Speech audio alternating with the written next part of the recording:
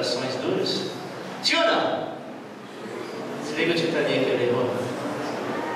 Às vezes nós imaginamos assim, não, atitudes independente de ser ou não ser cristão. Vamos lá? Hebreus capítulo 3, versículo 7 diz o seguinte: pelo que, como diz o Espírito Santo. Vou ler mais uma vez. Pelo que, como diz quem? O Espírito Santo. Hoje, se ouvires a sua voz, não endureçais os vossos corações, como na provação, no dia da tentação, no deserto, onde vossos pais me tentaram pondo-me à prova, e viram por 40 anos as minhas obras. Por isto, me indignei contra esta geração e disse: estes sempre erram em seu coração, e não chegaram a conhecer os meus caminhos. Assim jurei na minha ira: não entrarão no meu descanso.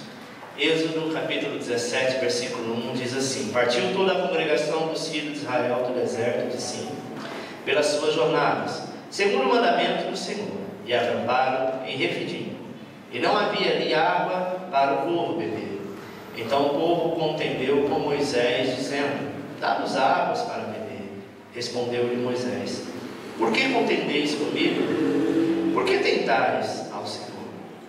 Mas o povo, tendo sede ali, murmurou contra Moisés, dizendo: por que nos fizeste subir do Egito para nos matar de sede, a nós e aos nossos filhos e ao nosso gado?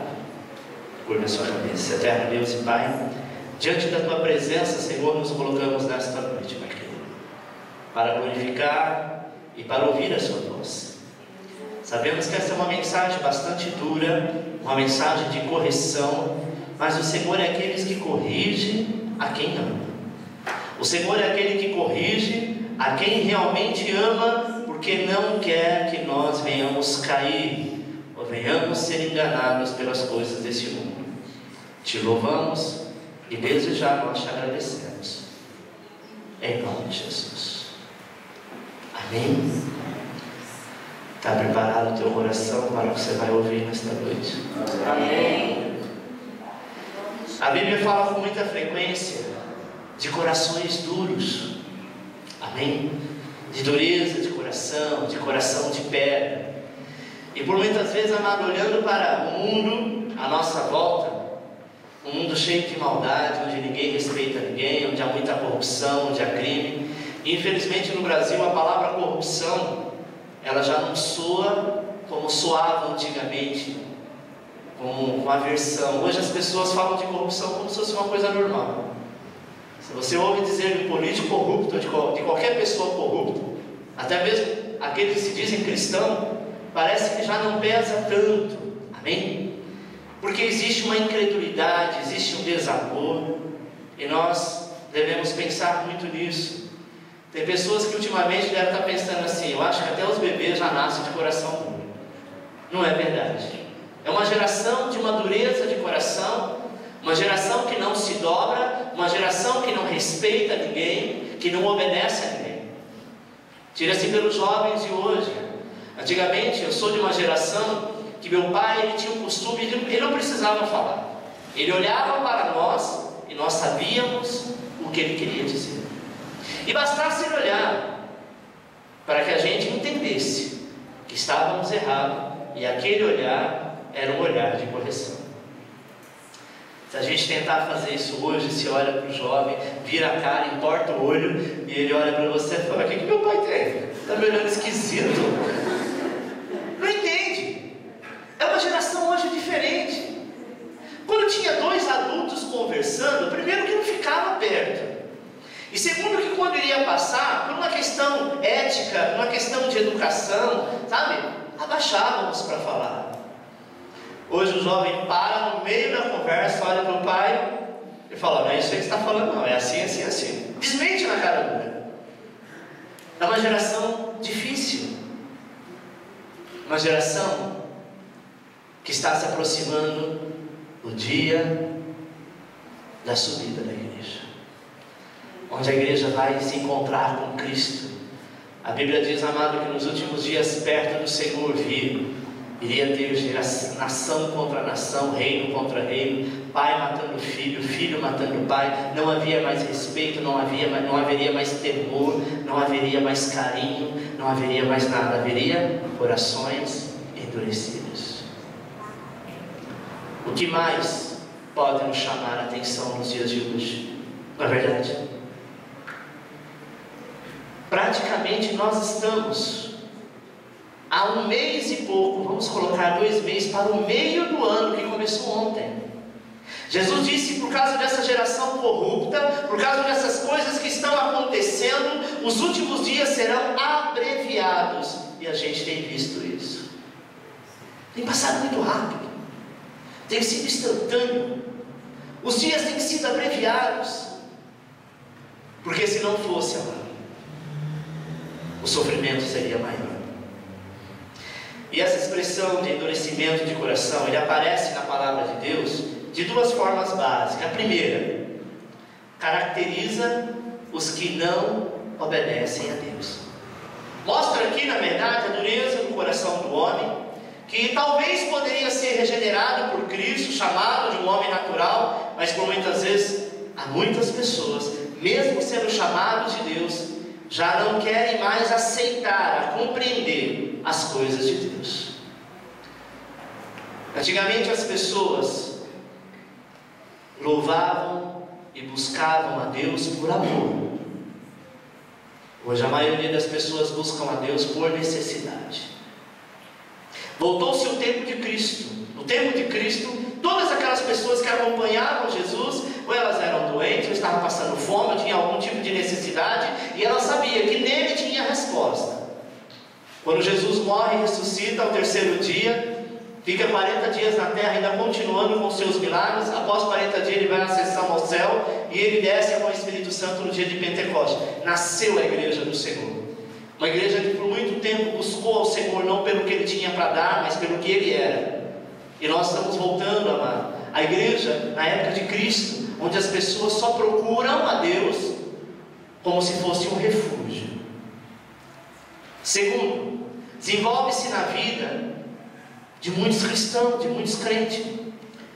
Aqui, por incrível que pareça, amado, a dureza do coração é desenvolvida não na vida daqueles que não conhecem a Deus. A dureza de coração se desenvolve no coração do crente, daquele que possivelmente teria que ter sofrido uma transformação espiritual no dia que recebeu a Cristo. Mas às vezes nós temos visto pessoas com dureza de corações, sabe? São grupos que nós precisamos definir como grupos de corações duros. Como assim, pastor? Pode-se considerar até que essas atitudes são pessoas que fecham a tua mente, fecham o coração, devido à obra, devido à luta, por muitas vezes devido à incredulidade, e fica de corações endurecidos. É muito natural que o ser humano, quando ele passa por algumas situações, o ser humano natural, ele desenvolva isso. Sofreu muito bullying na escola, foi muito massacrado pela vida, talvez na vida financeira não teve uma boa vida, talvez casou, não deu certo. Então uma pessoa que por natural já traz para a sua vida, para o seu eu, um coração endurecido. Mas a Bíblia diz que uma vez que Cristo entra na nossa vida, amado, esses corações de pedra são trocados por corações de carne. Só que cabe a mim e a você manter isso. Amém? Com o tempo, eu não posso me revoltar porque o governo fez, porque alguém deixou de fazer, porque a minha mãe me abandonou quando criança, porque o marido foi embora e te deixou grávida. Nós precisamos entender que a dureza de coração só faz mal para nós mesmos.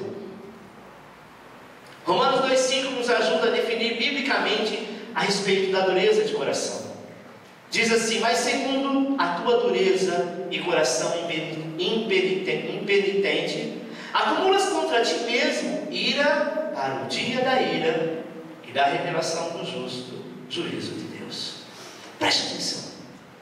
Todo dia já tem o seu mal. Por que eu vou estar acumulando ira? Por que eu vou estar acumulando situações assim? Para quê? Para ficar constrangido, para ficar decepcionado. todas as versões da Bíblia, a palavra impenitente quer dizer o quê? Aparece para descrever o coração. De que forma? Um coração não arrependido, ou seja, obstinado ao erro. Um coração endurecido é aquele que você sabe que está errado, mas você não consegue se arrepender. Arrependimento dói. A pessoa, quando está arrependida, amada, ela realmente sente uma certa dor. Quando ela pensa naquilo, aquilo te incomoda, aquilo dói. Quando você não tem isso, você não está arrependido, é remorso. Remorso passa depois. No outro dia você já está fazendo a mesma coisa, então não houve arrependimento. Arrependimento é quando você pensa naquilo e você pode estar bem como for. Na hora que você pensa aquilo, te traz uma certa tristeza, porque o arrepender-se verdadeiramente dói. A Bíblia, amada, fala da dureza de coração daqueles que rejeitam ouvir a palavra de Deus. Amém? Primeiro, a dureza de coração nos não salvos. O próprio texto fala a respeito disso em Romanos 2, direcionando os homens como culpados pelo pecado, e diz que o coração obstinado ao erro do homem ímpio. Ímpio é aquele que está afastado de Deus. Muitas pessoas imaginam que o ímpio é aquele que não conhece ao Senhor. A Bíblia chama esses de gentil. A expressão ímpio, afastado, pio de Deus. Uma pessoa só pode se afastar de outra quando ela conhece, sim ou não? Eu não posso dizer, olha, eu me afastei da minha esposa, ou do meu filho, ou do meu amigo, se eu não o conheço. Eu não posso dizer, eu me afastei da Maria e do Joaquim, mas eu não conheço a Maria e o Joaquim. O ímpio é aquele que é afastado de Deus, então por alguma razão ele conheceu a Deus. O ímpio sim tem um coração duro, mas a Bíblia diz que para o ímpio também não há salvação. É mais fácil, sabe, aquela pessoa que está lá no mundo de qualquer seita, de qualquer religião, mesmo servindo a Satanás, sabendo que é um satanista, é mais fácil um dia ele se arrepender e Jesus o salvar, do que o ímpio, que conhece a Deus, que sabe a vontade de Deus, mas não quer ouvir e não quer dar crédito à sua palavra. A Bíblia diz que os ímpios serão rejeitados naquele dia. E um coração endurecido é um passo para se tornar um ímpio. Pastor, como que eu faço? Se eu não sei de que forma teria um coração de pedra? É simples, amado. Sabe que na igreja do Senhor nós estamos envolvidos por pessoas, e pessoas que têm cada um sentimento, uma atitude, uma educação, não é verdade? Começa do pastor, aos líderes, aos músicos, a diáconos. Todos nós somos seres humanos e glória a Deus por isso. Estamos aqui sujeitos a todo tipo de erro, de pecado, de falhas, e falhas enormes que nem poderia ter. Amém? Às vezes nós olhamos para um líder, para uma pessoa, nós olhamos para o nosso pai, para a nossa mãe, para o nosso chefe, imaginamos que eles são super-heróis, que eles nunca vão errar, eles não podem errar, afinal de contas ele é pastor, afinal de contas ele é um líder, afinal de contas ele é um chefe, poxa, afinal de contas é a minha mãe, é o meu pai. Só que essas pessoas também estão sujeitas a errar, e a errar muito mais do que você erraria. E quando nós nos decepcionamos com pessoas, a tendência é ir fechando o nosso coração. E quando nós fechamos o nosso coração, agora falando para cristão, porque alguém te magoou, porque falou uma palavra que você não gostou, porque a atitude que você, sabe, de repente cometeu, não agradou, consequentemente gerou um mal-estar, aquilo vai fechando os nossos corações, e é isso que o inimigo das nossas almas quer. Coração fechado é um passo, é uma porta aberta para um dia se tornar ímpio e não querer ouvir a palavra de Deus. Amém? Este texto mostra a dureza de coração que atrai a ira de Deus e que se acumula contra a pessoa no dia do juízo. É normal, amado, que aquele que está no mundo e não conhece a Deus pode até ter um coração de pedra. Ele pode matar, ele pode roubar, ele pode destruir, porque ele não tem conhecimento ao Senhor. Mas não é normal alguém que um dia teve um encontro com Cristo e continuar da mesma maneira que o mundo lhe propõe. É algo que às vezes nós não aceitamos, não compreendemos, mas prepare-se, amado. Veja em que áreas o crente pode se tornar uma pessoa de coração duro. 2. A dureza de coração nos crentes em Cristo. Você sabia que os corações mais duros desse mundo não estão entre as pessoas do mundo e nem mesmo nos ímpios, mas no meio do povo de Deus? Infelizmente, quando pensamos nisso, sabe, gente de coração duro, talvez nós somos levados à memória, sabe, pensar em alguém, algum ateu declarado, como por exemplo, Madeleine Murray, a mulher que serviu de instrumento para eliminar a oração e a leitura da Bíblia nas escolas públicas. Outro ateu que foi conhecido pelo seu ódio foi o roqueiro Marilyn Manson, que rasgava a Bíblia durante shows no palco. Declarado ateu, declarado satanista. Talvez você diga assim: não, esses sim são pessoas de coração duro. Não. Às vezes as pessoas de corações mais duros estão dentro da igreja. Esses que um dia diz: vou morar no céu. Que céu?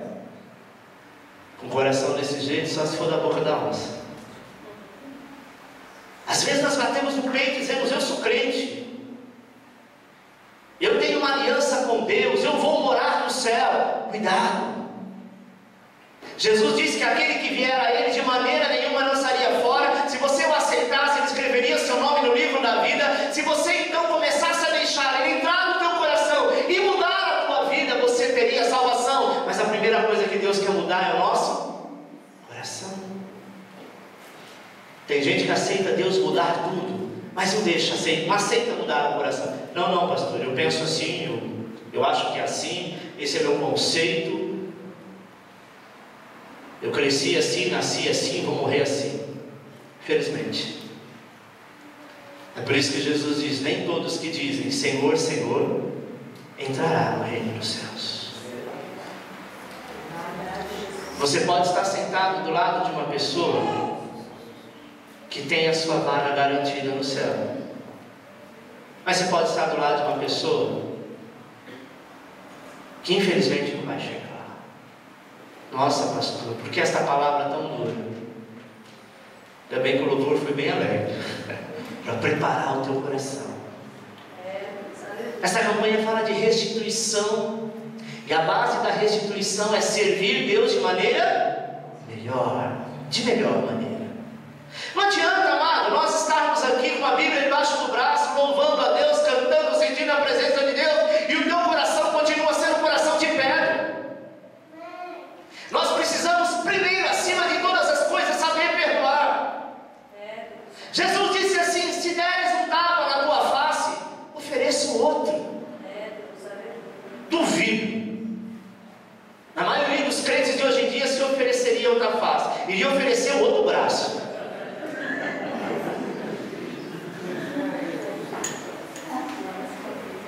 Sabe o que Jesus quer dizer com isso? Ofereça o outro lado. Não é dizer assim: parte que eu gosto. Não é isso. Oferecer outra face é saber que aquela pessoa que você perdoou porque te deu um tapa na cara, oferecer outra face é saber que ela lá na frente pode fazer de novo. Isso é oferecer o outro lado. É saber que ela pode errar de novo, ela pode aprontar pior com você, mas você insiste em estar com ela. Quantas vezes pelas nossas atitudes nós não fizemos o mesmo com um tapa no rosto de Cristo cravado na cruz do Calvário? E Ele diz: meu filho, mesmo assim eu estou contigo. Nós levamos para o lado material, para o lado físico. Imagina, pastor, eu sou homem, vou levar um tapa na cara e vou oferecer o outro lado. Você pode ser até crente para isso, mas nós temos sangue na veia. Tira. E por mais convertido que você seja, dificilmente você vai dar outra face. Não é isso que Jesus está dizendo. A mesma coisa quando Ele falou para o jovem rico: vende tudo que você tem e dê aos pobres. Ele não estava falando, sabe, que era realmente para vender tudo e dar para os pobres. Não era exatamente isso. Ele estava falando de atitude. Ele falou: você pode dar muito mais, até tudo isso que você tem, você pode dar a alguém se você realmente quer me servir. Só que nos dias de hoje os conceitos mudaram. As pessoas vêm para a igreja e dizem assim: não, eu quero isso, eu quero aquilo, eu determino isso, eu determino aquilo, e Deus tem que me dar. Escuta, quem é Deus aqui? Você ou Ele? Nós somos chamados para adorá-lo. Primeiro, a dureza de coração na vida do crente se revela na negligência ao culto. Amém aí na mesa? Segundo Crônicas 38: não endureceis as vossas cerviz, como fizeram os vossos pais, mas submetei-vos ao Senhor e entrai no seu santuário, que Ele santificou para sempre, e servi ao Senhor o vosso Deus, para que a sua ira se desvie de vós. Amém? Negligência ao culto.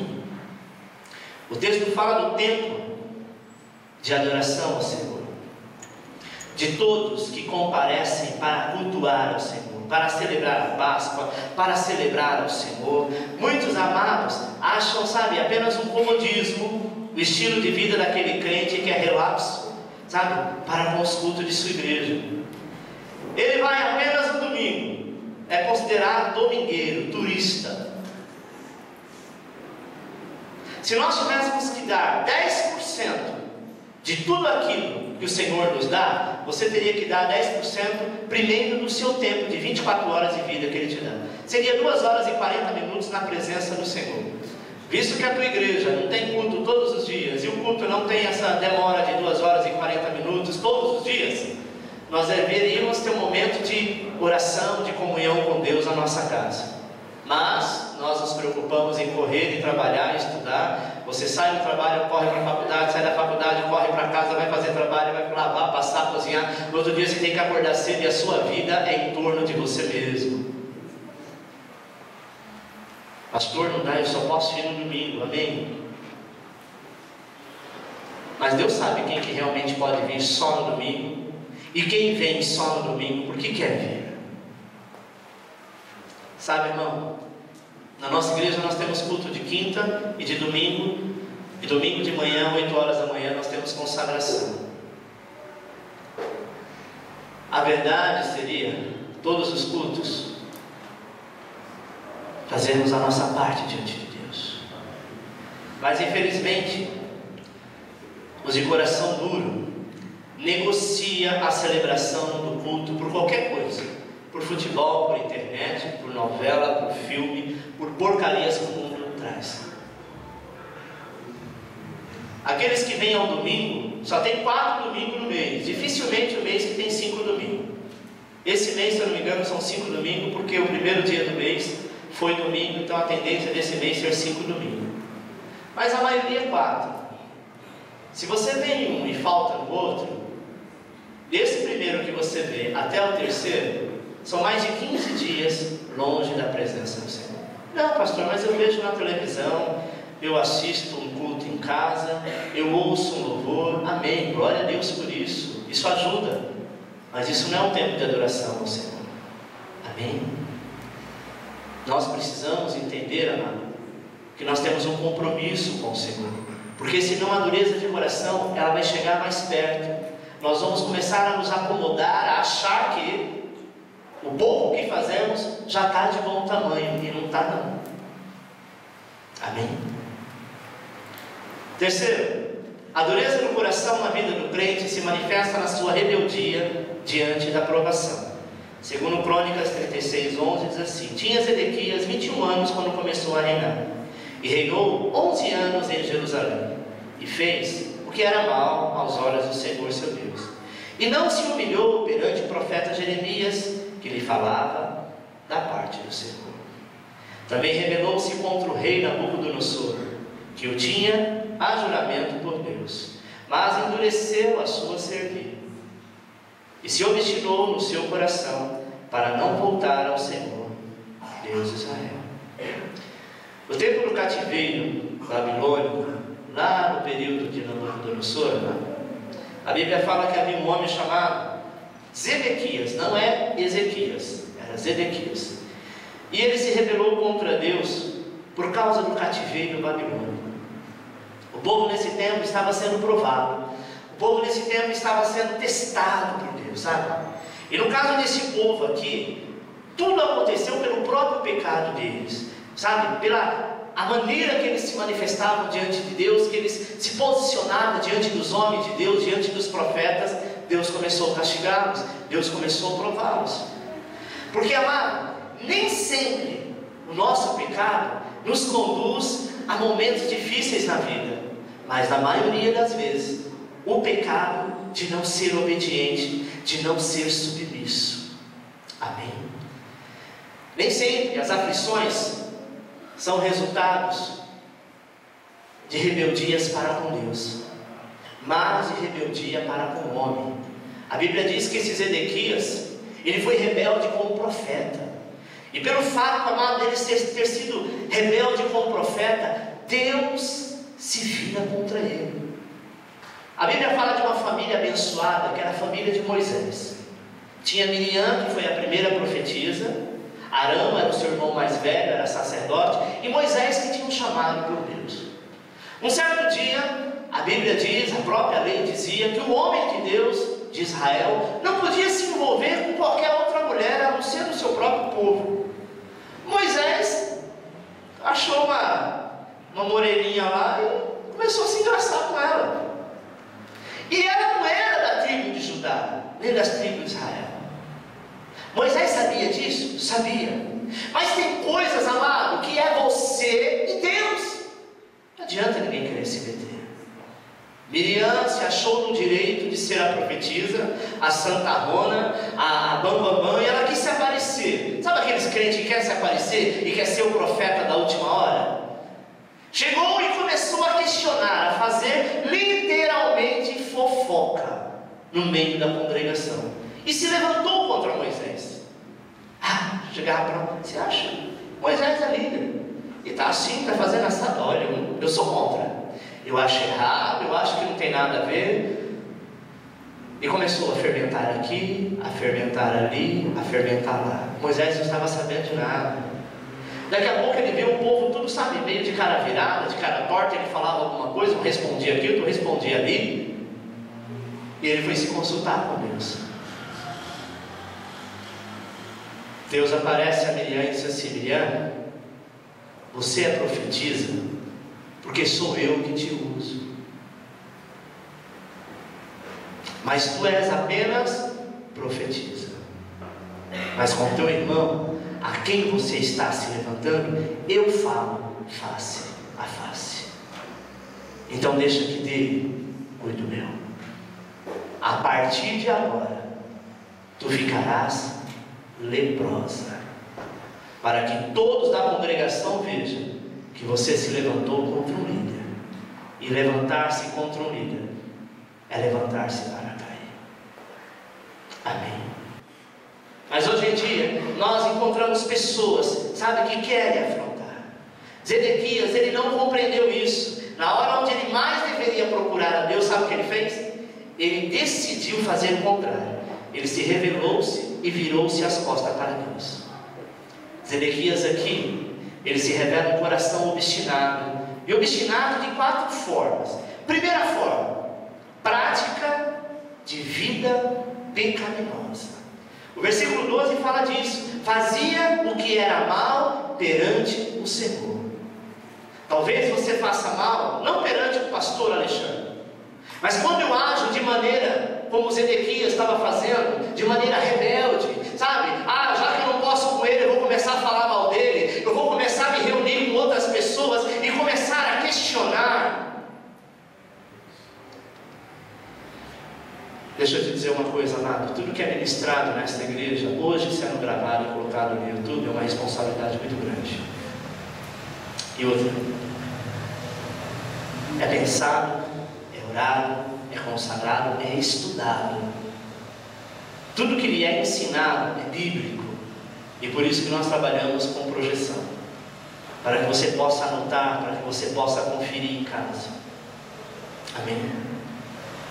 Agora, uma coisa que eu não aceito é ensinar uma coisa e ficar alguém por conta, por trás, dizendo: não é assim não, a palavra diz isso ou aquilo, e tentar contradizer. você não está contradizendo a mim, e sim ao Senhor. A Bíblia diz: se você não consegue obedecer o homem a quem você vê, quem diria a Deus a quem você não vê? Eu preciso dar meu coração limpo, puro, para estar na presença de Deus, porque é muito clara a palavra do Senhor que diz: quando nós estamos de coração endurecido, de coração sujo, nunca veremos ao Senhor. 2. Afrontou o seu líder espiritual. Versículo 12: não se humilhou perante o profeta Jeremias. O profeta Jeremias, amado, é conhecido como profeta chorão. Ele sofreu muito, ele lutava muito contra o seu ministério, tinha coisa que ele não queria fazer, mas ele era um homem de Deus. E uma coisa eu tenho que entender: quem é homem de Deus é homem de Deus e acabou. Se ele merece ou não, se ele tem unção ou não, se ele tem chamado ou não, se ele pode ser respeitado ou não, eu devo respeitar. É a mesma coisa. Você está diante de um guarda corrupto, só que ele está fardado. Ele pode errar como for, mas se levante contra ele para ver se você não é preso por desacato à autoridade. Amém? Liderança, nós precisamos entender isso. Eu me recordo da primeira vez que eu levei pessoas para batizar. Eu estava lá em Vila Paulina, devia ter 20 e poucos anos. Aquela euforia, aquela alegria. Vou levar minha primeira turma para batizar agora sendo pastor. Eu levei 23, não esqueço até hoje. Quando eu cheguei lá no bairro Suíço, sabe, todo feliz, coloquei a minha calça branca, minha camiseta branca, normal, vou descer nas águas para batizar. O meu superintendente chegou para mim na hora e disse assim: Alexandre, por que você já está todo de branco? Eu disse: nós vamos batizar. Ele disse: nós? Você não. Eu disse: como não? Ele disse: olha, falta pouco para você pegar a sua credencial, o seu papel, a sua carteirinha de pastor. Então, formalmente, estatutamente, você não é pastor, você só é obreiro. E obreiro não desce as águas para batizar ninguém. Eu disse: pastor Luiz, mas o que é mais difícil? Tirar a credencial de pastor ou ganhar 23 aulas e trazer para batizar? Ele disse: não interessa, aqui é assim, acabou. Na hora meus olhos encheu de lágrimas. Tinha algumas pessoas comigo e eu não sabia o que fazer. Fui pego de surpresa. Imagina, meu primeiro batismo. Eu tinha 23 pessoas, 7, tinha 15, se eu não me engano. E aí eu fiquei lá e na minha mente dizia assim: pega esse povo, vai embora, batiza no rio. Imagina, você que ganhou as almas, esse pastor vem aqui agora ditar ordem só para a igreja dele. E nada. E se eu falasse para aquele povo: vamos embora, era na hora. Nós alugamos um ônibus, irmão, fizemos o maior barulho, a maior festa. E o Senhor disse naquele dia no meu coração: fique em paz, os humilhados serão exaltados. Na hora minha vontade era bater boca com ele, era dizer: quem você pensa que você é? Quem ganhou as 23 pessoas sou eu trouxe mais pessoas do que você, e piriri, pororó, não adianta, irmão. Cala-te. Engolia seco. E fiquei lá embaixo vendo outros batizarem as minhas ovelhas. E por conta disso, para encurtar a história, mais para frente, recebi a minha credencial. E um dia, sem eu esperar, este pastor, ele cita este caso. Ele disse: eu olhei nos olhos do pastor Alexandre, que na época era obreiro, eu achei que ele ia voar no meu pescoço, porque ele ficou vermelho. Mas ao mesmo tempo eu vi Deus na vida dele e a transformação, porque a submissão é quem nos exalta, irmãos. Amém. Ser submisso, mesmo que você você não aceite. Seja, porque Deus vai te exaltar. Terceiro, foi rebelde à disciplina de Deus, rebelou-se contra o rei Nabucodonosor. Não adianta a gente ser rebelde, amado, com disciplina. É o que eu sempre ensino. Aqui nós não pregamos sobre usos e costumes, cortar cabelo, usar calça comprida, mas tem igreja que prega. E não adianta você sair de lá, que lá você não pode usar calça, e vir para cá num culto de domingo de calça. Ninguém que está de calça aqui está pecando, você está, porque você está rebeliando-se a uma ordem, segundo o local onde você está sobre uma cobertura. Se não está bem, se desloca de lá, sai debaixo da bênção, diz: olha, pastor, eu não concordo. Então a Bíblia diz: quando dois não concordam, podem andar junto. Então, sabe, vai de fininho, vai debaixo da bênção, mas não seja rebelde. Porque eu acho assim: mas meu pastor não está vendo, o marido não está vendo, minha mãe não está vendo, meus amigos não estão vendo. Mas quem não deveria ver, tudo está vendo, que é Deus. E ele se rebelou contra a ordem de Deus. 4, ele tornou-se inquebrantável diante de Deus. Por quê? Porque ele não voltou ao Senhor. Muitos crentes hoje, amado, voltaram à antiga vida de pecado, sabe? Retornaram ao mundo em rebelião a Deus, porque querem que as coisas sejam do teu jeito, da tua maneira. Diz: não, eu estou cansado. Preste atenção, deixa eu te contar uma coisa que talvez você não saiba. Nós na igreja, nós somos chamados. Diz assim: eu fui chamado. Você, amado, tem duas opções: de querer ou de não querer. Amém? Quando eu aceito o chamado, seja do pastor, e todo o chamado do pastor vem do coração de Deus, é porque eu estou dizendo ao Senhor: não, eu quero participar, eu quero fazer, e consequentemente eu serei abençoado por isso. Está entendendo? Mas quando eu digo: não, eu não quero, eu tenho livre-arbítrio de dizer eu não quero, eu também estou dizendo não para Deus. Eu não quero fazer, eu não vou fazer, eu não estou com vontade, eu já fiz no passado, não deu certo, então eu não vou. Você também corre o risco de ser provado por isso. Então é melhor nós querermos fazer, aceitar o chamado. Até porque quem vai te dar respaldo é o Senhor. E quando nós não aceitamos o chamado, nós não temos respaldo de Deus. Você está entendendo? Eu vejo uma relutância muito grande aqui, principalmente com os jovens, aonde por muitas vezes não querem participar. Não quero, porque no passado aconteceu isso. Meu amado, não é casamento que no passado ele te traiu e você não tem condição de perdoá-lo. É chamado de Deus. E se Deus nos chama, é melhor a gente dizer sim, porque Deus não aceita não como resposta. A mesma coisa em outros grupos. Deus está dizendo assim: venha, meu filho, participar do corpo. Venha, porque eu quero te abençoar. Talvez você vai vir sem vontade, sem querer, mas nós precisamos fazer a nossa parte.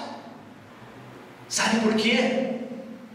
Porque não é o mundo que está nos chamando, é Deus. Porque quando o mundo nos chama, por muitas vezes nós dizemos sim. E estar fazendo a vontade do mundo é estar fazendo a vontade do diabo. São chamados que você precisa ter. Se você não ouve, você se desvia da fé, porque o teu coração endurece. Você começa a ver coisas que não era para ver. Você começa a ver defeitos que não era para ver. Sabe? Tem coisas que é melhor a gente não ver, não é verdade? Para quê? Porque se você ver, você vai se entristecer, você vai se afastar.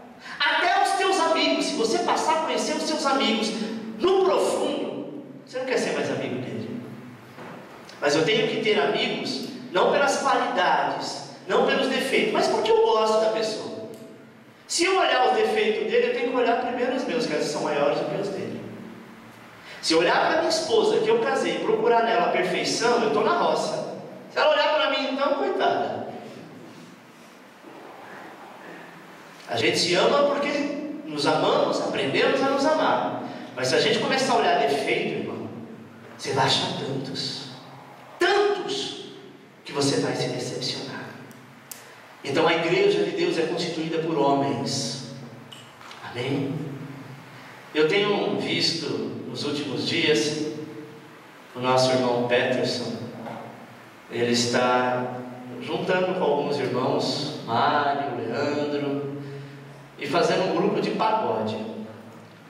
Eu confesso que eu resisti muito no começo. Falei, nossa, pagode dentro da igreja, parece que não combina. Até que nós um dia fizemos um acampamento, ou foi um passeio lá em São Roque, eu não lembro, e teve lá alguns pagodes gospel. Eu falei, mas o negócio é bonitinho, o negócio é bom. E eu acho assim, irmão, a Bíblia diz que todos os ritmos, todos os instrumentos é para o louvor do Senhor. E se às vezes eu deixo esses meninos parados, eles vão começar a olhar para o mundo, e vão começar a ver coisas que ele não gostaria de ver. É melhor ocupar-se na igreja. Pastor, eu só tenho um domingo, sabe, para descansar. Descansa uma parte, nem outra parte adorar o Senhor, porque você só tem o domingo, e o único dia que você tem, você quer fazer qualquer outra coisa, menos louvar a Deus. O culto é muito pouco, irmãos. O culto, o momento do louvor é o máximo 1 hora, sabe, depois vem a palavra, depois você vai embora. Praticamente vocês saem daqui, vai para casa, alguns jantam, outros vão dormir, e amanhã começa a batalha tudo de novo. Nós precisamos estar mais perto do Senhor, porque a vinda de Jesus está muito próxima. E Jesus disse que nos últimos dias o amor de muitos esfriariam. Eu vou deixar esfriar meu coração? Eu vou deixar endurecer o meu coração para que se cumpra a palavra? Eu quero estar no meio daqueles que o coração está aceso, está em chamas, está adorando o nome do Senhor. Glória a Deus. Sabe, eu fui chamado para isso. Imagina eu sair no candomblé, Pai Santo no candomblé, o Senhor me traz para Cristo, eu me converto, sabe, fico com uma alegria, e porque os dias têm sido mal, porque a perseguição tem sido mal, eu vou deixar toda a oportunidade que Deus me deu, endurecer meu coração, esfriar, e depois de tudo isso ainda ir para o inferno.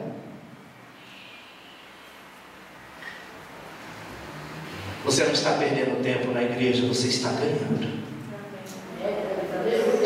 Talvez você não veja nada no mundo físico acontecer, não importa. Importa que você está do lado correto, está servindo a Deus. Pastor, mas eu vejo pessoas que não mudam. Calma, mudança é com o tempo. É a pessoa que tem que ver o quanto ela mudou e o quanto ela quer mudar. Não adianta eu me mascarar e mostrar para outros que eu sou diferente, mas Deus está vendo sem a minha máscara. Eu sei onde eu estou errando, eu sei onde eu estou falhando, então é nisso que eu devo me consertar. Amém? Quarto. Seria quinto, mas está marcado o quarto aqui, né?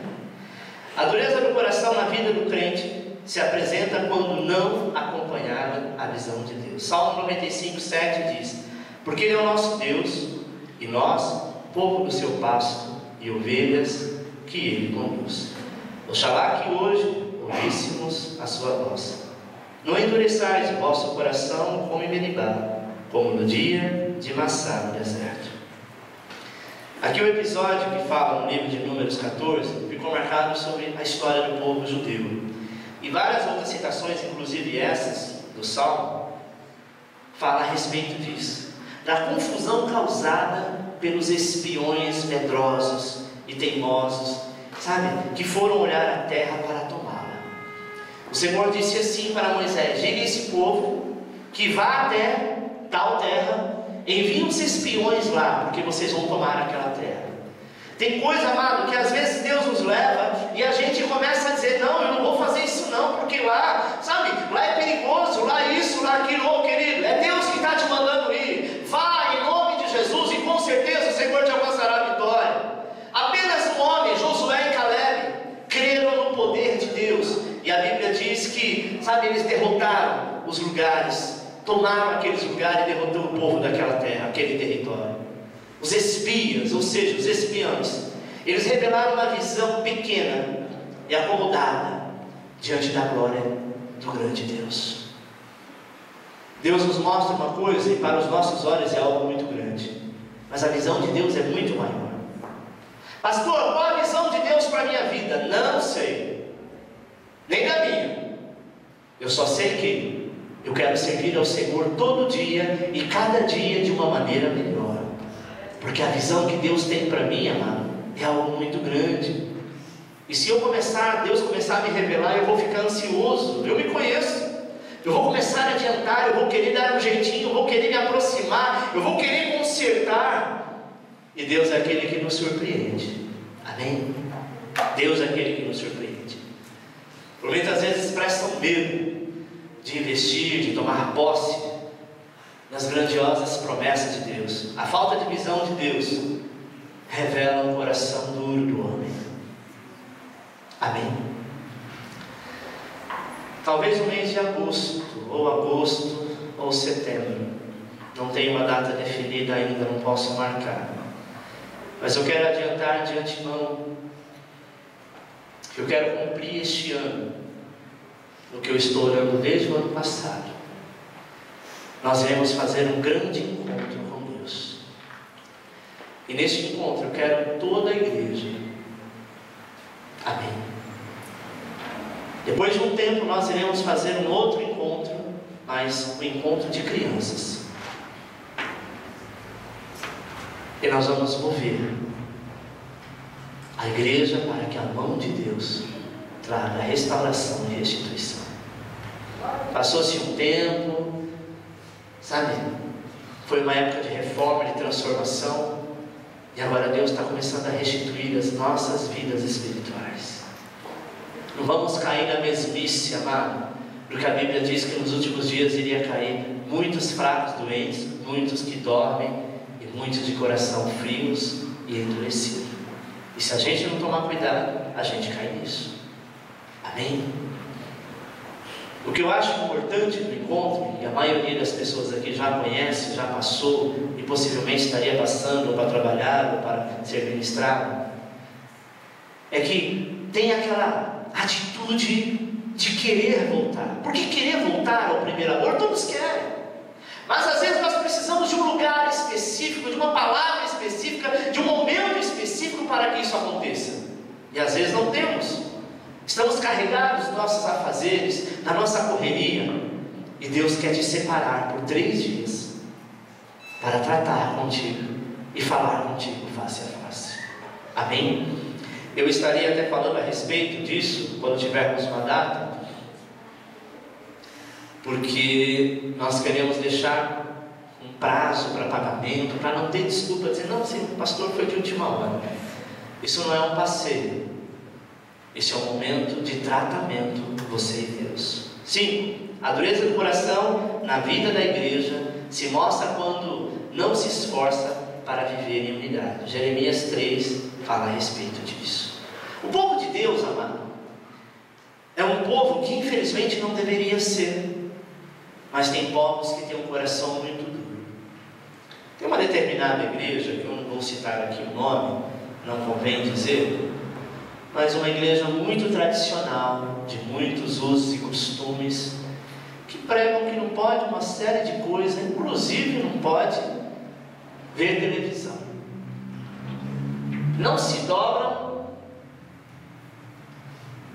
e não nos cumprimenta. Somos considerados como primos e não como irmãos, porque se classificam como a única igreja correta. Eu não posso dizer que a minha igreja é a mais correta, eu posso dizer que a palavra de Deus é correta, porque todos nós aqui estamos sujeitos a erros, a falhas, inclusive o pastor, que é homem como qualquer um. Amém? Mas nós precisamos entender que a Bíblia diz sobre amor, sobre unidade. É inaceitável, mas ainda tem pessoas que se diz crente e é racista, imperdoável. E se você chegar lá no céu, Jesus for preto, você vai dizer, manda-me para o inferno, que aqui eu não fico. Infelizmente, irmãos, porque são pessoas que se converteram, mas não deixou ser moldado. Amém? Não importa a tonalidade de pele, não importa a situação financeira. Tem gente que não se mistura com o outro porque ele é de uma classe social um pouco mais abaixo. Ele é da classe D e você está na classe B para A. Só que o dia que você morrer, você vai feder do mesmo jeito que o pobre. E vai precisar da misericórdia de Deus. E o que a igreja precisa para que o seu coração não endureça é ter isso, é ter essa convivência, é ter essa comunhão. Uma coisa que eu achei muito interessante que aconteceu domingo passado na ceia, é que eu tive que falar para o povo, para de abraçar, porque nós já estamos no horário. A igreja tem isso, começou a pegar amor uns pelos outros, começou a se preocupar. Às vezes a gente vê alguns confrontos, sim, somos irmãos. Mas de uma coisa a gente precisa entender: nós nos amamos uns aos outros. Eu vejo a expressão de alegria quando alguém se afasta da igreja por algum tempo, não importa o motivo, e quando ela volta, a preocupação das pessoas, a alegria de saber: olha que bom você voltou. Guarde isso, igreja, porque isso é um lado positivo de Deus para a tua vida. A gente precisa ter esta unidade. Às vezes a gente quer ganhar muitas pessoas lá fora e trazer para a igreja, só que nós precisamos, nós, igreja, estar bem, estar de coração bem, sabe? Ter amizade, ter amor, ter fraternidade, ter irmandade com aquele que senta do nosso lado. Não adianta encher a casa de pessoas diferentes, sendo que os da casa estão doentes. Corações endurecidos, Deus quer moldar. Tem crente que foge do contato, do relacionamento com outros irmãos. Judá e Israel, amado, a Bíblia diz que eles aderiram, eles andaram juntos.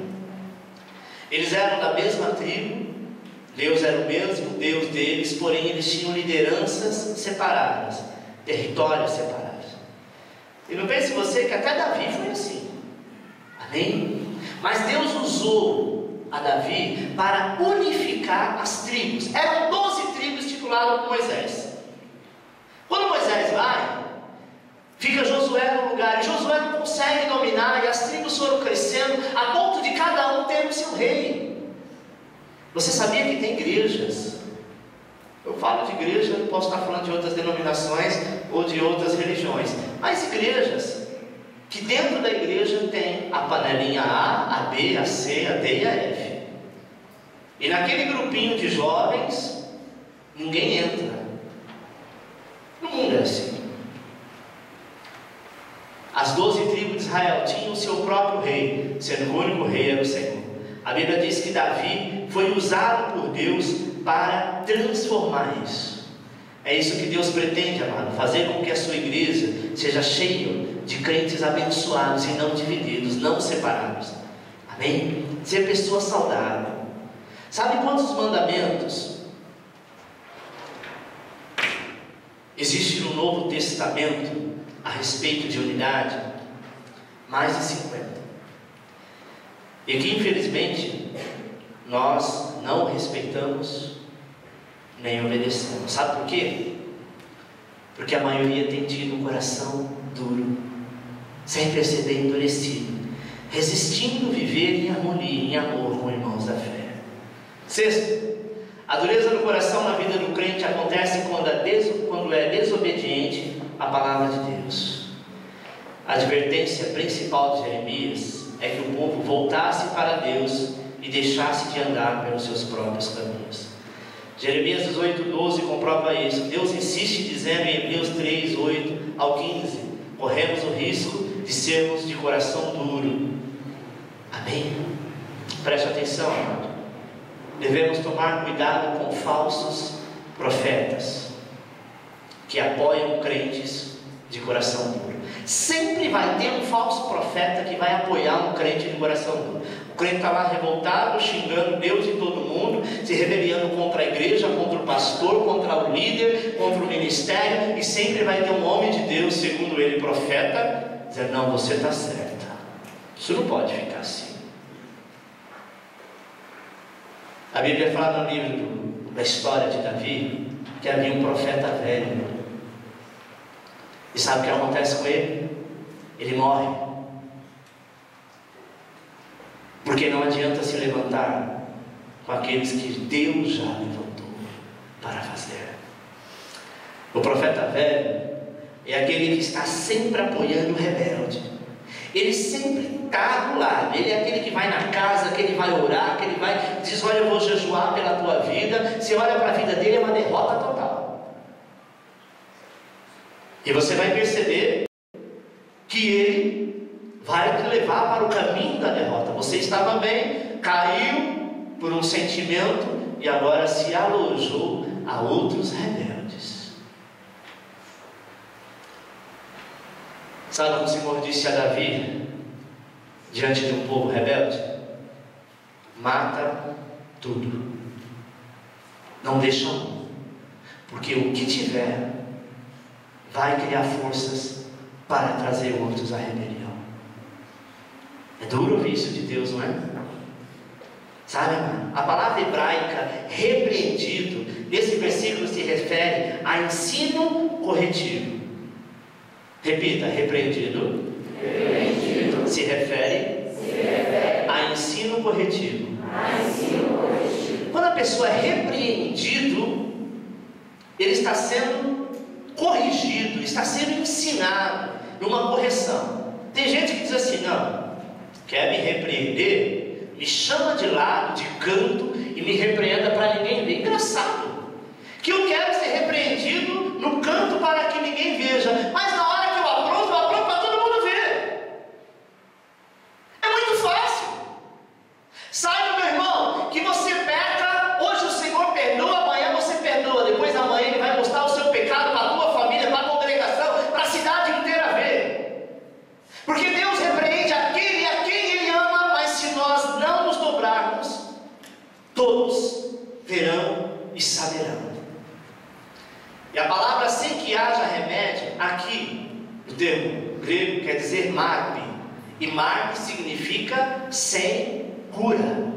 Ou seja, sem qualquer possibilidade de libertação. Tem pessoa que não quer cura.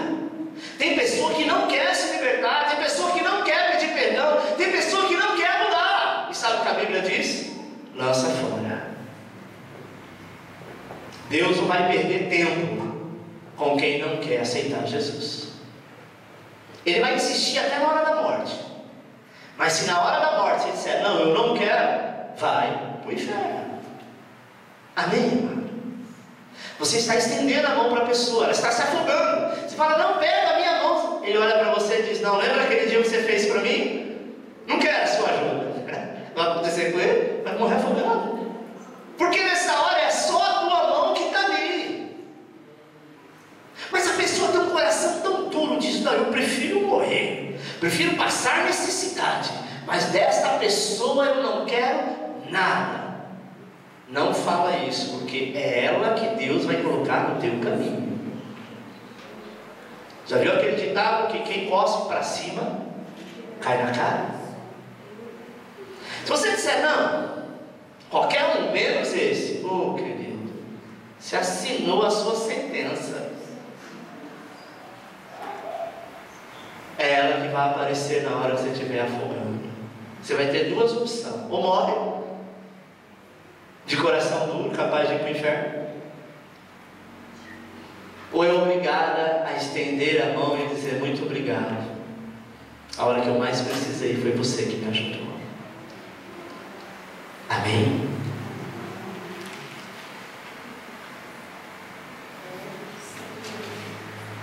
A dureza de coração, amado, quando a pessoa não quer, é difícil de curar. Nem Deus cura. Pastor, nem Deus cura, não. Jesus, quando ele esteve no tanque de Betesda, tinha milhares de pessoas. Ele saiu de lá, curou um homem. Será que do lado daquele homem, quando ele foi, só tinha aquele homem? Não tinha mais ninguém no raio de 4, 5 metros? Será que ninguém viu o que ele estava fazendo para aquele homem? Viram, na hora que acabou a sessão, estavam todos indo embora, viu aquele homem curado. Mas por que Jesus não aproveitou? Ele tinha poder de dizer assim: olhem, todos olhem para mim, seja curado.